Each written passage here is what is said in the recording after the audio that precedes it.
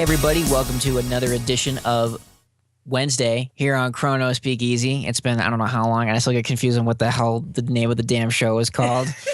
welcome to the Paul's Awesome Nerd Talk. Oh wait, that's not what we all agreed on. We're a little late this week, so that Yeah. 8 days instead of 7 really threw everybody off. So welcome to that show that you know so well, where we talk about nerd stuff. As always, I am joined with the strongman Jay Phillips. I'm not strong on the inside, though, so don't let my appearance fool you. The beautiful and talented Angela Outlaw Lyons. Hi.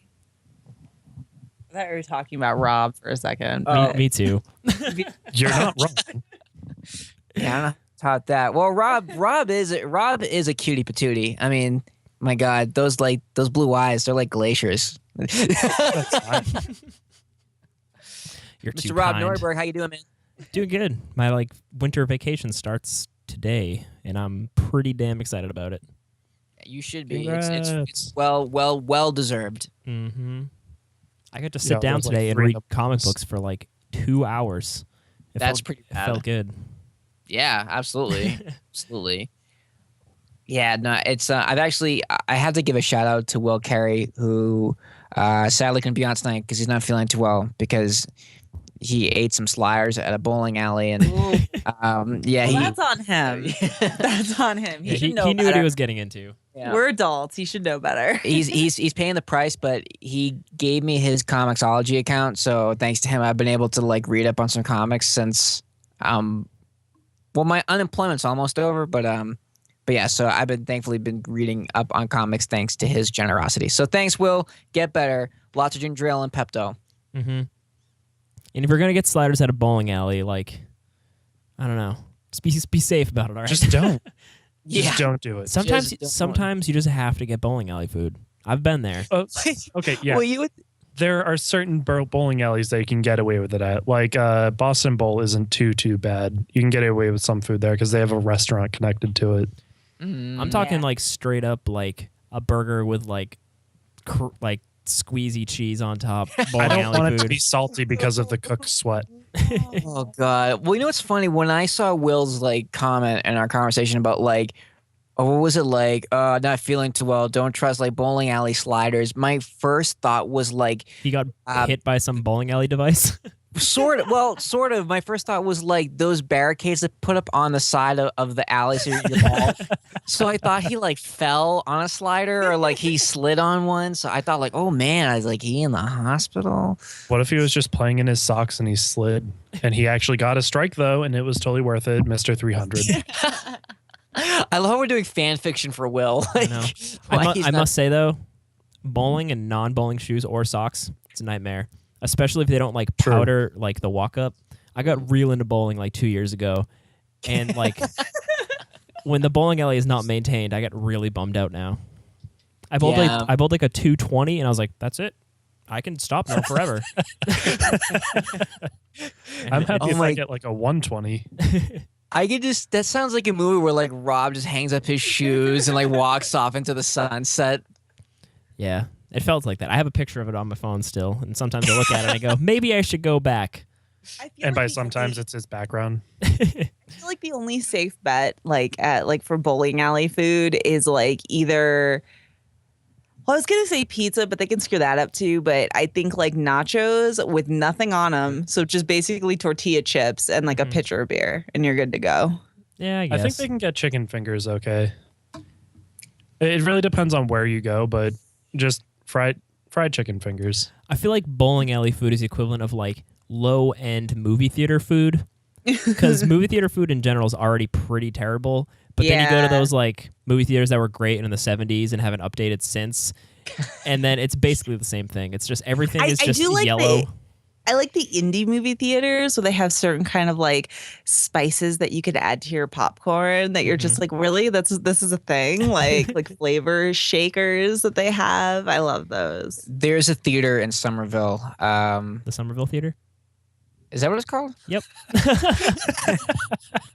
So I went to see Star Trek Into Darkness there, and I think it was my first time going to that theater, and they were selling ice cream, which I've never seen in a movie theater before. I'm like, oh my god, this is awesome! I'm gonna get ice cream in a movie theater. What an awful idea! I'm in the dark as my like ice cream is melting. It's like I'm sticky, but I You don't got know. it in a cone? I listen. You know, I was really excited for Star Trek and ice cream. I was just caught up in the moment, and Okay, this I just thought like that was going to end differently for you. Just like, oh, my stomach. Oh, my God. Getting No. cold. It's just like, I'm really into the darkness now. Yeah.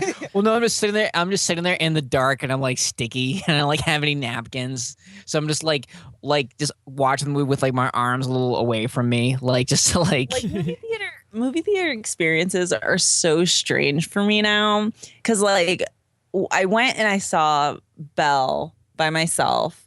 And the only reason I saw it was because I got locked out of our apartment, and we had just bought this like plant, this like huge fucking plant, and I was like carting it around like a baby, and I just took it in to see the movie with me. That was like a weird experience because I had to like the plant had a seat, and I'm like sitting this dark theater with like a tree, and then there was when we went and saw the latest James Bond, Spectre, when I like just started my period and I was all like nauseous and I felt like shit. And then when I went to the bathroom and I was like, oh, I just don't want to puke. And like there was a chick who worked at the theater in one of the stalls with her feet like sticking out from under it, just being like, oh God. Oh God. Like just and I was just like, oh man, this is another weird theater experience. I'm kind of like set with these. Sorry. Well, see, I was attempting a segue into tonight's topic by bringing up Star Trek Into Darkness, but I noticed that, but I did. I was just like, oh man, weird movie theater shit.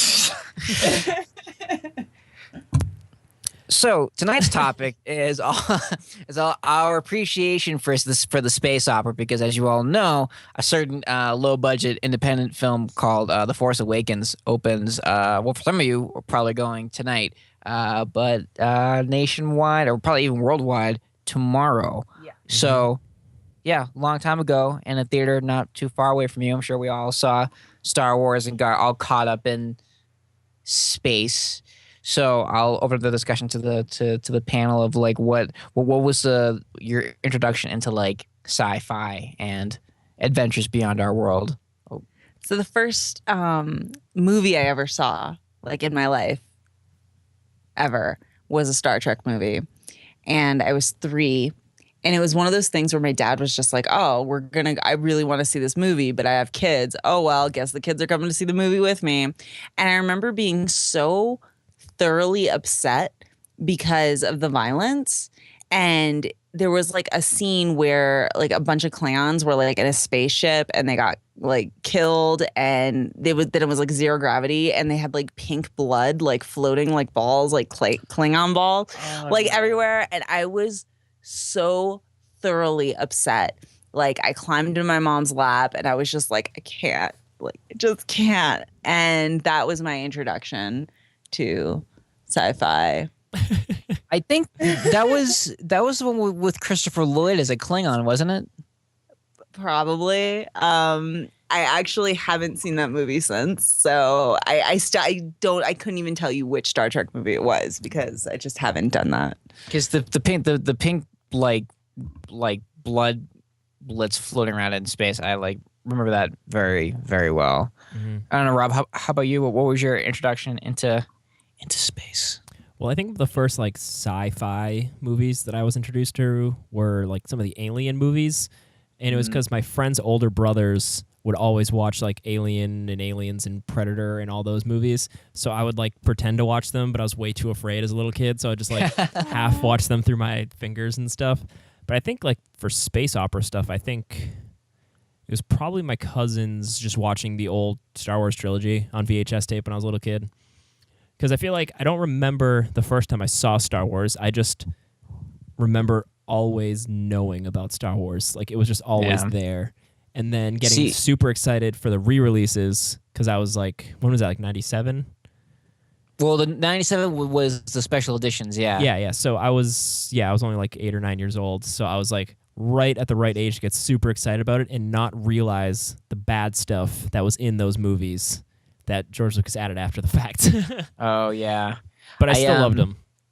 Yeah, well, because I think for me, see, the funny thing is I remember the first time I saw a Star Wars movie, and I was in second grade. So how old are you when you're in second grade? Like we had them in like 8. So Seven yeah. or 8. So I had never heard of Star Wars before. I somehow had spent those first 7 to 8 years of my life not knowing Star Wars, and I was spending a weekend at my grandmother's house, and TNT was doing like a Star Wars marathon, but they broke it up instead of like all at once. It was like Friday, A New Hope, Saturday, Empire Strikes Back. So it was a Saturday, and so my first time seeing Star Wars was The Empire Strikes Back, and that movie blew my mind on so many levels because like Luke's in a swamp with a little Muppet and like in a cave fighting Vader, and then the face explodes and it's Luke's face underneath, and it's so like it was really just deep and character driven, and then the big revelation of Vader is Luke's father. Spoiler alert. and then that ending is like it's such a downer, man. Like I mean, the bad guys totally went in that. Like again, Luke finds out the antagonist, Vader's his father. Han Solo's trapped in carbonite, and Boba Fett's taking him off to Jabba the Hutt, and like Luke lost a hand, and it like just ends. And I was like, wait, so what about Indiana Jones and like the concrete? Like what's like yeah, and it like and it's and like.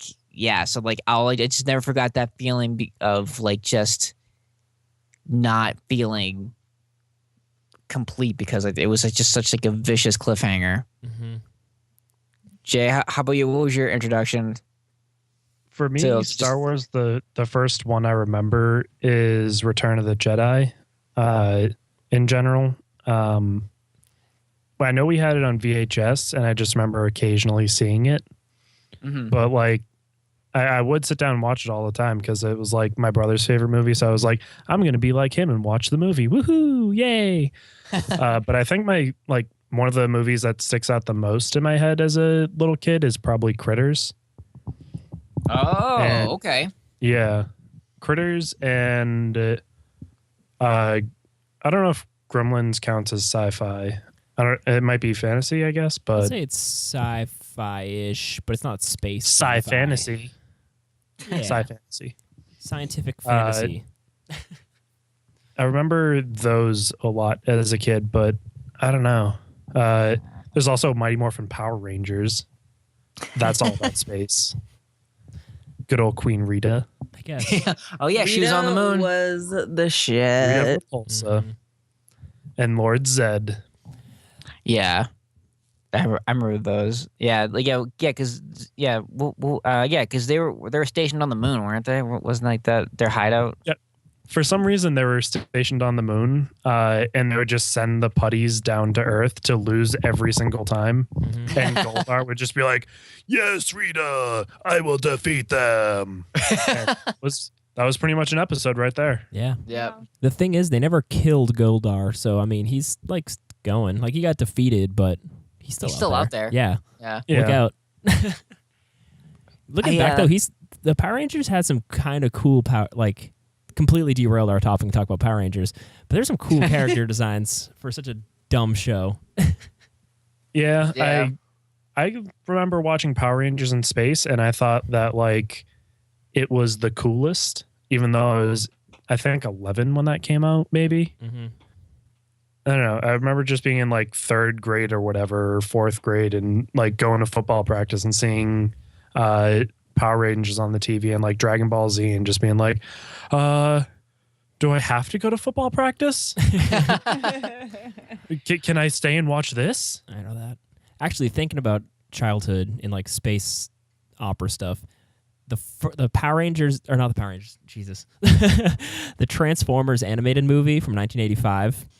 I've watched. Orson Welles? Yeah, I've watched that movie at least 1,000 times or more in my lifetime. Like as a kid, I'd watch it every day. But thinking about it, that shit is just some high sci-fi like space action. Like there's most of it takes place in space, and they're all fighting planets and shit. It's badass. I have a friend that can quote that entire movie. Is that Yeah, friend? his name's It's a Rob. weird thing for On me the to show. brag about, but like I'm really impressed by it that he can quote the entire movie.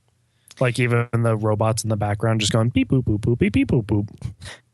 Jesus. Speaking of Transformers, It's did you guys hear the news this week that they're gonna combine universes with G.I. Joe, Micronauts, and Transformers? There's gonna be a shared cinematic universe for those now. That's Weird. dumb, but I've read there's actually some really good Transformers G.I. Joe comic books that IDW's put out. Yeah, that's actually kind of cool. Yeah. Hasbro is just going to be raking in that money not that they aren't already, but Yeah. think of the toys. Oh, I do, Rob. I do. I'm aware you like those toys. Voltron's a really good one too. Mm-hmm. Yeah. No, Voltron was awesome. Ronin Warriors was my jam.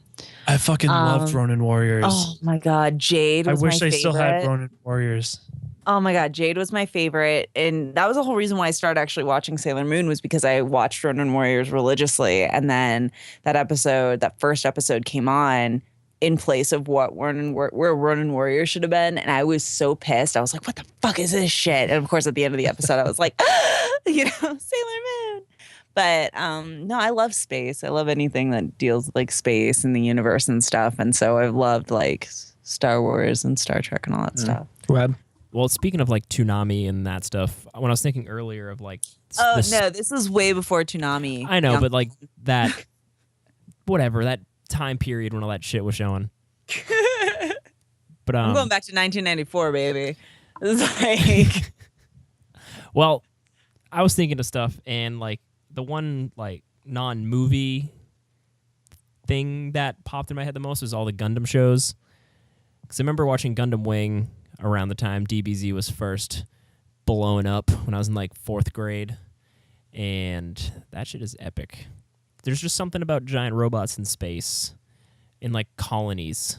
That's the one thing I've always liked about like the big space operas. How they always figure out like where people are.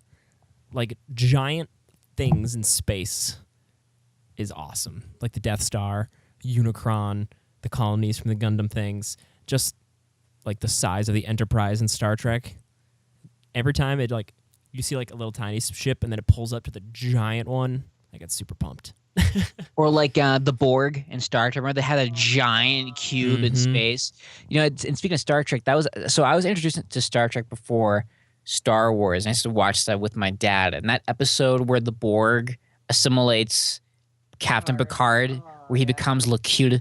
I am Locutus of Borg. Like that was intense, man. That was like, but it was so funny like growing up because I remember like Star Trek, their future was kind of clean, like all the machines look great, the ships look great, and then Star Wars, man, everything's a fucking wreck. Everything is dirty, like not running quite as well as it should. It was kind of really cool contrast to, yeah. I mean, the one thing that always kind of threw me off from a lot of the sci-fi stuff, I mean, I loved it, was that I never found those worlds like feasible to be a part of. Like the first time I was able to actually watch a show or like a movie and say like, oh my God, I could totally see myself actually living a life in a world like that was like Cowboy Bebop. Because it was so like, it wasn't just like gritty, but you kind of got the whole spectrum. I mean, you really they lived on that ship. I mean, when they ran out of food and it was, oh my God, it was funny, but it was believable. Like I could totally see myself existing in that. And then Firefly. Firefly was another one that made me go, oh my God, I could totally see myself living and having like a life or a job in a world like this. Well, it's funny. I think you and Rob kind of bring up a good point about like the success of these space operas is the world building. Yeah. Well, because even with Star Wars, I mean, and I felt it more in the prequels. You could look at a place like Naboo. Like, who fucking lives there? Who lives there? Like, what do they do there? The Pope. Like even like when you look at like Queen Amidala, it's like, wait, so these people elected like a 12, 13-year-old girl to like rule their country, and then they just put her in like kabuki makeup. Like what? Who lives there? I don't think that's far from like too far from older like cultures where like No. The thing is with older cultures here, royalty wasn't elected. mm-hmm. They were born into that, and then the king would be dead, and then they're like, oh well, the next person in line is like 2. But even then they had like the queen regent, Mm-hmm. the mom would like rule in his place, Right. or whatever advisor was there. I mean, that's like historically, but on Naboo it's like it was a queen elect, so they hired just these young girls to rule shit, and then it's like, but you have no like you can't grasp any realistic sense of how these people live. I mean, it's a beautiful place, but it's like, what is this like? Just like, do you just go and like hang out in like weird clothes and just I don't know, what is this? You know? I know it was supposed to it was inspired by Italy. Mm-hmm. That like a lot of like the kind of the Colosseum looking, not Colosseum, but like I don't know, stop talking. It looks like Italy. But like, I I feel like I could see living on like Tatooine. It's just shitty though. Who would want to live there? You know? yeah, So why would it's you want to just be like a moisture farmer? Like that sounds like a it's freaking that's nightmare. stupid. I think the forest mood of Endor seems like a good time, just because I love trees, and although the Ewoks are probably super creepy at times, No, they're adorable teddy bear creatures. they are adorable teddy bear creatures. But That will eat your goddamn face. like, do we really know these Ewok characters? I know one of them was the little person in Willow. That is that true. scene. I would though, trust him, but that scene. He'd in just be a Yelp, little and British Ewok. I know you will see it in your head as soon as I mention it. That scene, though, during that like fight scene where these 2 little Ewoks are running away and they And like something explodes and like they're both laying there and one gets up and he's trying to pull the other one and he realizes he's dead. He like sits down and just like cries. I mean, it's as a heartbreaking. kid, when you watch that, even as an adult, I'm just like, oh my God. Like, yeah, no, I just want to cuddle them. Nothing bad can ever happen to them. They're just too precious. Do you think they're going to bring the Ewoks back for Force Awakens? Or are they going to no. just play into the fan theory of all of them getting wiped out by the gravitational fuck up of the Death Star blowing up? Well, I think, I don't know. Well, I mean, because so the Shattered Empire series that takes place in between Force Awakens and Jedi, Mm-hmm. according to that, the Ewoks are okay. But I don't know. That would have been one hell of a party, though, an after party. Oh, Throwing it fucked looked up. like it was one hell of a party Just in, a we didn't die Shattered party. Empire. But as far as if I can change the subject a little bit in terms of fan theories, Mhm. I gotta say that the Jar Jar Binks being like a fucking Sith Lord. is kind of, I mean, I was just like, what? This is stupid. And then I read it, and at the end, I was like, oh my God, it's real. Written by It's the same totally person true. who did that Batman is Deadshot theory. Oh God, that was awful. Was it? The Batman is really Deadshot for that so that just real quick. So the theory is that the Ben Affleck Batman, he's actually Deadshot, and that was it's still happening in the same universe as the Christian Bale Batman. Was that sort of how it went? Yeah. Basically, it was like a 9/11 conspiracy theory about Batman. Like, it Oh, gets it's aw- deep. There's something about Yeah. jet fuel and steel beams. It was just, it got heavy. It was a stretch, I think. Something the about long- Like a Obama. stretch is a very nice way to put it. I mean, the longer it got, the more I'm like, I don't even know what I'm reading anymore. But the Jar Jar theory is That was fun. I like Interesting. that. I think it's yeah, funny. that he's I'm like like, oh my God, it's crazy. he's like a drunken master Hmm. working Well, for Palpatine what because I- he's Palpatine from the same planet. I saw a funny thing that was just like, it was like a Tumblr post that just said, oh, and at the end of Star Wars: The Force Awakens, Kylo Ren takes off his helmet and 2 big ears flop out, and all you hear is "Misa gon venjo Annie." You know, it's really interesting that whole theory that Kylo Ren is actually Luke Skywalker. Hmm. I don't buy it. I don't buy I've it heard either. so many explanations. That's why. It doesn't make any narrative sense to me at all. See, to Like, me, because sorry, I was going to say, like, I don't think Luke would go full dark side. I feel like he's always straddled the line. Like he's been like Yes. the one who like can kind of tap into the dark side as well as the light side. Mm-hmm. Kind of like Ryu from Street Fighter, you know, dark Ryu and evil Ryu, and you know, it's the best of both worlds. Yeah, it's true because I just rewatched all 6 movies, and after watching all 6 movies, even though Luke wasn't in all 6, but at least watching the 3 that he was in, him being evil, Technically 4. technically 4. It just doesn't make any sense. Like the narrative progression of the character, like fighting so hard to like redeem his father and come back to like the light, and then to him for it to be evil is like doesn't make any sense. Yeah, even if it destroys the whole like story of the hero. Like he did all of that, and then in the end, he's just like, fuck it, it's easier. yeah, it makes no sense. I mean, for Cyclops, for the Cyclops thing, it makes sense. But like to have like 3 films where Luke's on this path and then drop of a dime, it switches, doesn't make any sense. Jay? Okay, so I totally think that like George Lucas is just a really shitty writer. So any fuck ups that they had originally is like totally on him. But like J.J. Abrams isn't gonna fuck up like that. No. He's not gonna try and do some like M. Night Shyamalan twist, like, oh, it's really Luke. What a twist. I just picture some it's little not British gonna be man that with bad. like a mustache and a monocle. That's pretty much M. Night Shyamalan's inner thoughts. But like J.J. Abrams also is under such like enormous pressure to perform because he's a fan. He understands like a huge percentage of the population's like feelings on the prequels. He understands like what made the originals great, and I feel like he knows enough to at least. I haven't seen the movie yet. From what I hear it is good, and I hope it is. But if there's something wrong in the movie, I feel like it's not going to be something like that. Like he knows what to avoid and like what to try to bring into this movie. Yeah, Jay.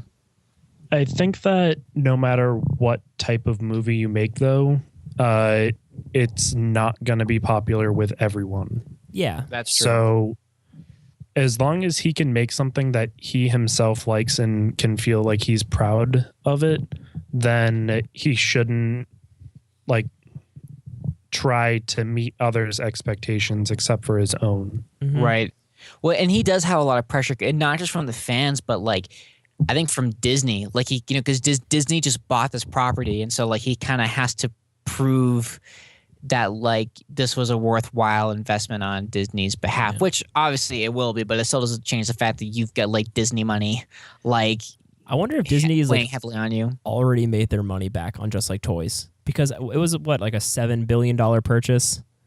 Oh yeah, it's So no. on orange it's- sales alone, they've made $7 billion. Because I'm sure you've all seen the like picture of the oranges in the grocery store that have like the BB-8 Yeah. on it. Yeah. Just Well, friggin' and we've- branding insane. Our commercials, Right, there have been so many car commercials for like Dodge and like There's Star Wars mascara. Like, Jesus Mm. Christ. it's a lot. Hey man, girls gotta look good in Aren't there space. Star Wars condoms too?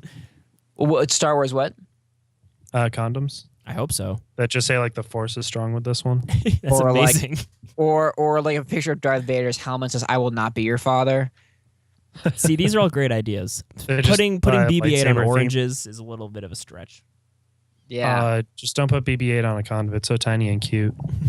yeah. That's one thing. That's, I think, the most excited thing I am about this movie. BB-8 just looks fucking awesome. Sounds awesome too. And the fact that they like built it so it can actually roll around like that, I'm like, God damn. Yeah, no, it's I want awesome. one so bad. I want one of the little ones. Oh, I wanted the one that comes with the app on your phone. hmm Yeah, that's the one. You can buy it literally everywhere, which is what I'm it's saying. like $100 and something dollars. Too, Disney's isn't probably it? made $7 billion on just the BB-8 toys. He's so cute. Hopefully, it Also, doesn't like, burst into pre-sales, flame like the too. hoverboard does.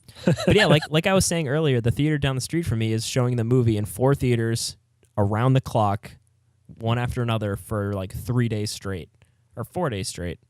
It's insane. This movie, everybody's already saying it's going to be the biggest movie ever, and I think just by saying that, they're just making it happen.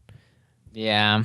But you know what? My friend, I'm gonna contribute to that. So my friend, he just told me about this earlier.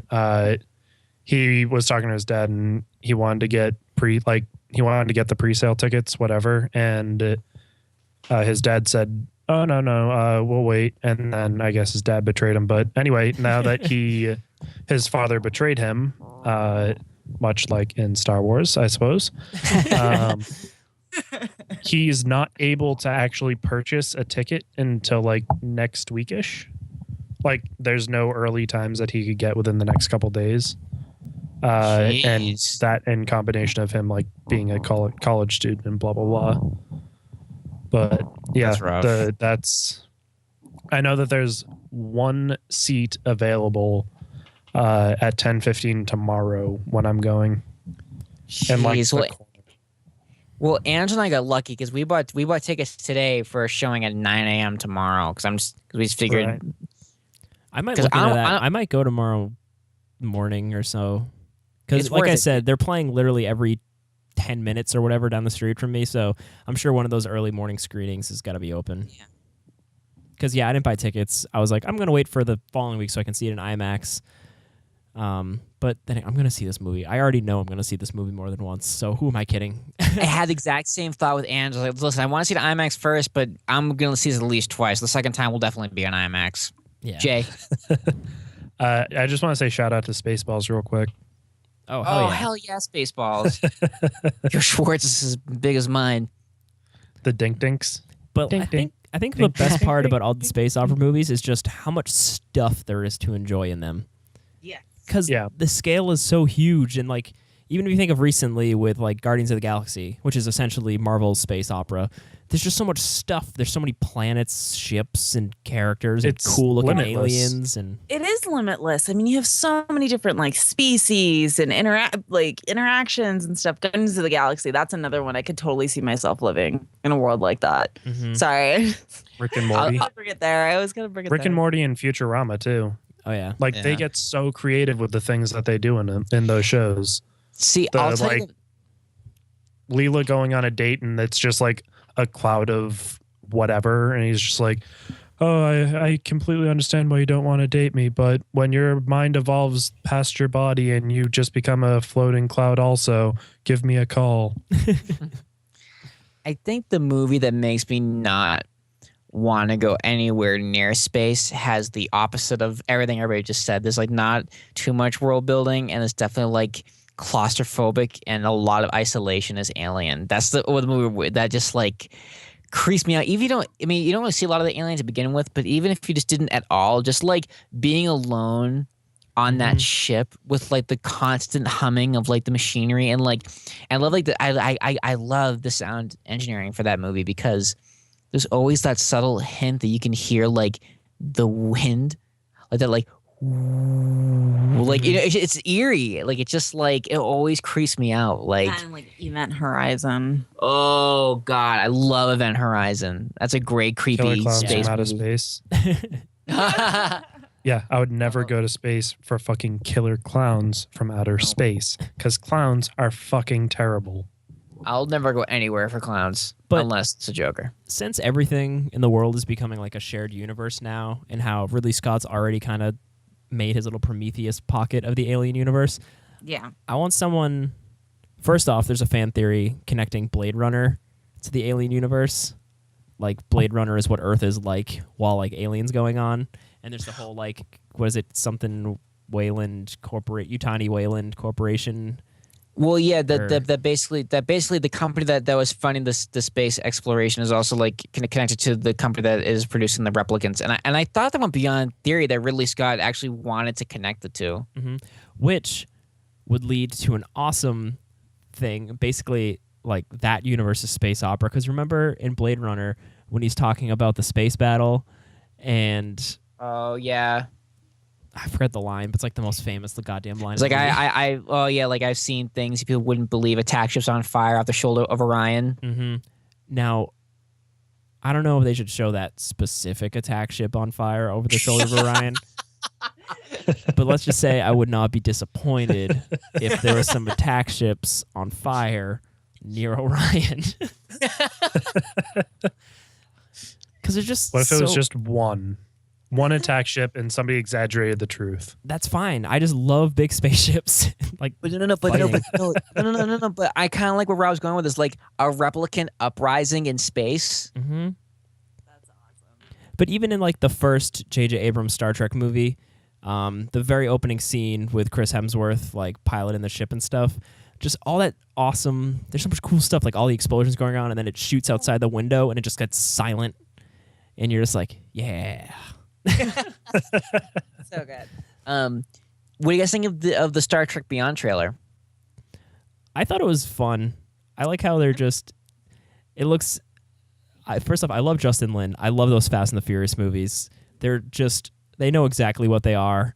They're just stupid, fun action movies. And I don't think this movie's gonna be chicks doing things. I love it. Dude, that girl with the staff was messing shit up. like Justin Lin just has like an energy to his movies that I'm excited to see in Star Trek.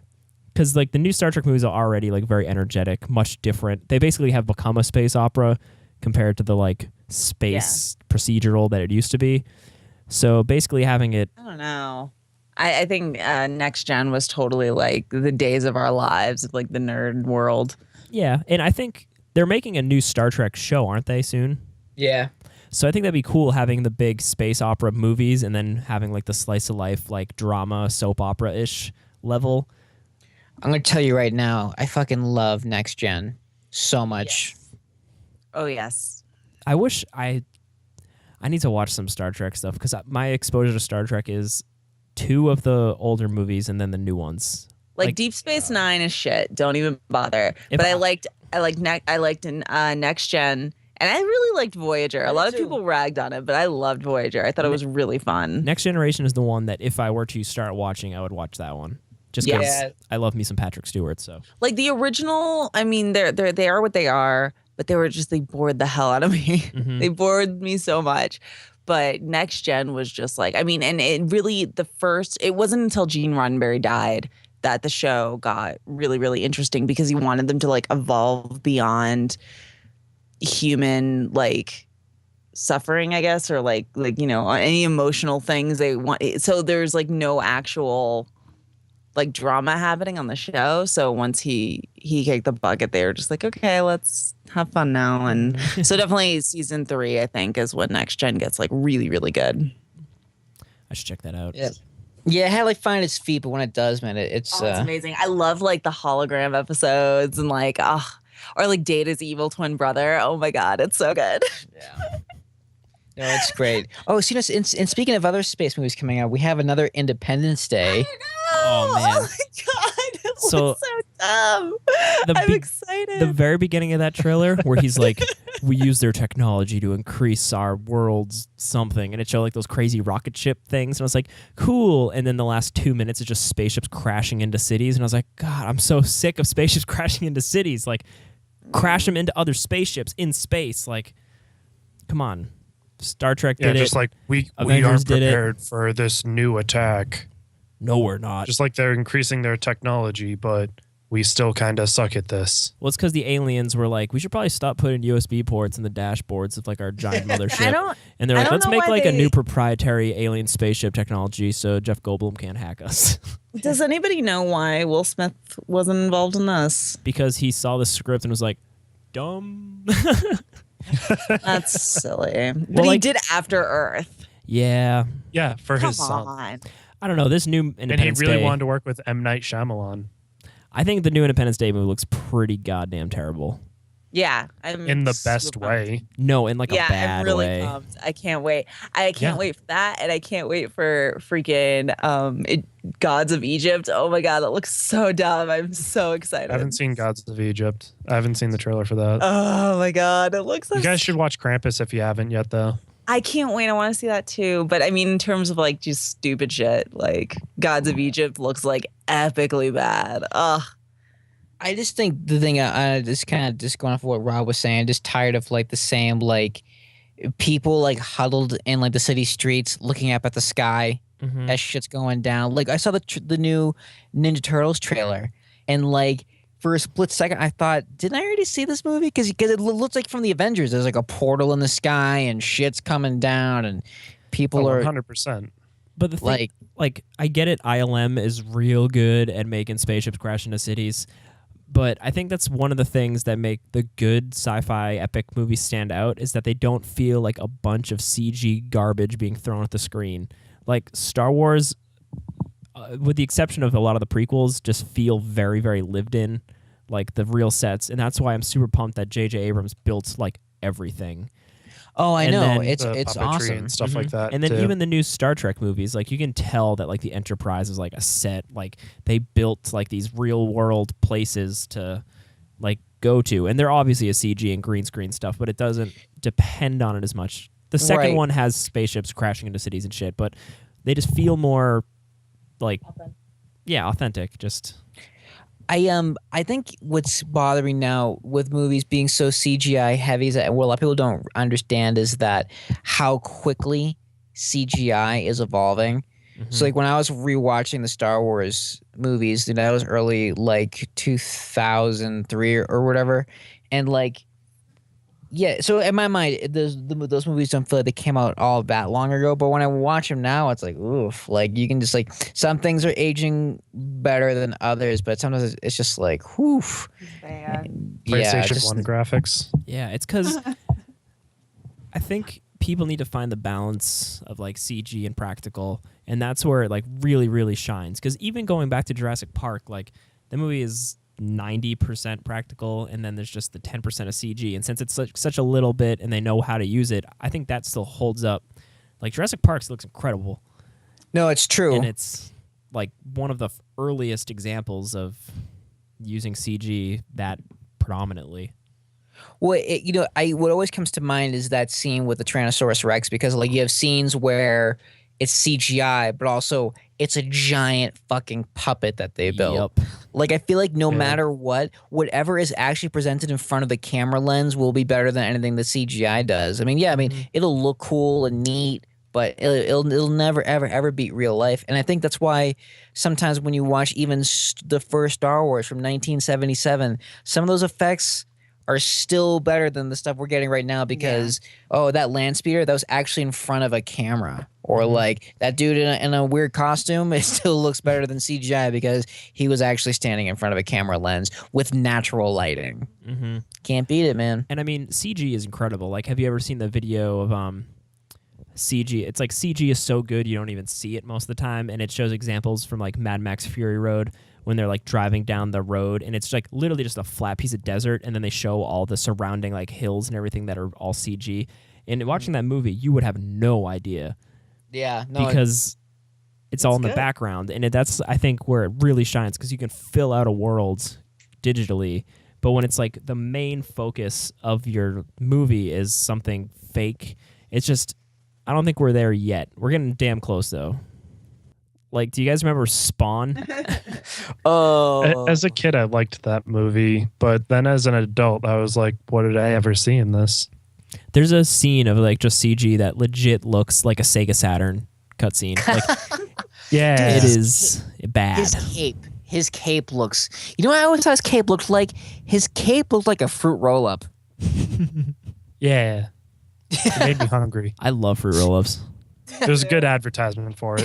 Oh god, fruit roll-ups are so good. They really are. They are so good. One year for my birthday, Chandler brought me a giant like gift bag just full of Gushers and fruit roll-ups and a framed picture of him making like a dirt face. It was the greatest gift in my life. But oh my god, it's so good. I love fruit roll-ups.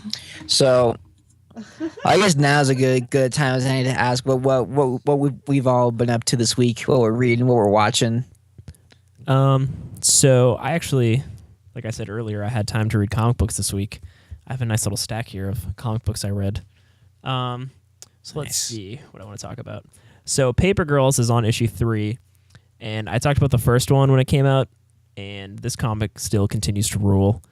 It's just a bunch of like 12-year-old girls just fucking shit up. Weird future people coming through wormholes, but they're in the 80s. Some girl had a weird trippy coma dream with Ronald Reagan. That was a good time. I finally read Batman 47, which I think you and Will briefly talked about last time. Yeah. Which is awesome. That weird little park bench Manhattan moment Yeah, with Rob, Bruce and the Joker. You and I gotta talk, man, because that like when I read that, I was like, yeah. I was just like, oh man, I'm super excited. Also because they teased Bruce kind of snapping out of the whole "I'm not Batman anymore" thing. well, that was great. That whole subway scene. Mm-hmm. Awesome, good stuff. Yeah, it's so good. Did they eat fresh? Yes, they ate fresh. Fresh justice. But I also read, let's see, while I'm on the DC, I read a lot of DC books, which is surprising. But Superman American Alien #2 came out. I talked about the first one also a while back, but this continues to be awesome. So this issue is basically about Clark Kent when he's around 17 years old. And some people in the town, or most of the people in Smallville, kind of know that he's got some powers and that he can do some shit. And basically, this like lunatic and his girlfriend like come in, they shoot up like a convenience store and kill a bunch of people. And the cop is like, "Hey, we know you could probably help us out with this." And Clark is still trying to like figure out what to do with his powers. And he ends up going and helping out the situation. But it's really cool just seeing kind of the early days of Superman when he was still just like a teenager, not knowing what to do. And it's real good. If you guys like Superman, it's like the best origin type stuff I've read in a while. That's cool. Let's see. Batman Europa is the prettiest book ever. This issue was done by some Italian artist who I forget the name. I think it's Camuncoli. That's something. It's beautiful. Just read it. just for the art alone. It's a pretty fun story too, but the art is really where it's so good. Word. And Tokyo Ghost. That book's awesome. People should keep reading it. That's all I have to say. That book's awesome. Thanks, Rob. That's my Jay, stack. Jay, what have you been checking out this week? I finished Space Dandy finally, which such a good show. They put all of it dubbed on Hulu, so I was super excited to be like, I can watch the last like 10 episodes. Yes. And talking about like sci-fi fantasy stuff, that show's incredible for it. Let's see. I started watching Gravity Falls, which is actually a surprisingly really well done Disney cartoon show, but they steal a lot of like other people's shit. Like they straight up steal No Face from Spirited Away, but whatever. They can do their own thing, I guess, or other people's things. And got a PS4, so I've been playing a lot of Rocket League, Star Wars, and Gauntlet. Oh god, Rocket League is the best game. It's so good. It's so addicting. It is so addicting. I made my car. It's so cool looking, and it goes like super fast, and I blow other people up, and it's awesome. I bought the DeLorean DLC just so I could drive the DeLorean and play. I thought about doing that. It was only $2. I haven't have done the it yet. DeLorean. That was on sale during like Back to the Future week stuff. So now it's $5. But outside of that, just hanging out, sleeping. Tight. Yeah. How about you, Angela? I watched all of the Star Wars movies with you. Is that my cue? Uh-huh. All right. So Angela and I really wanted to watch all 6 of Star Wars movies, which I know some are probably shaking their heads wondering why I wanted to watch the prequels. But months and months and months ago, Matt Lehman, owner of Comicopia in Boston, was telling me about this like something called a machete order, where you watch either Attack of the Clones and Revenge of the Sith before Return of the Jedi. So the order you could do it is like, say you watch episode 4, 5, 2, 3, and 6. So we did a slightly different variation of that, but it was really interesting though to watch Revenge of the Sith and then watch Return of the Jedi. It actually works pretty well. Like if you just watch watch Luke finding out that Vader's his dad, and then watch Revenge of the Sith to get the whole like falling from grace story, and then go back into Return of the Jedi as like, it was actually kind of cool. It kind of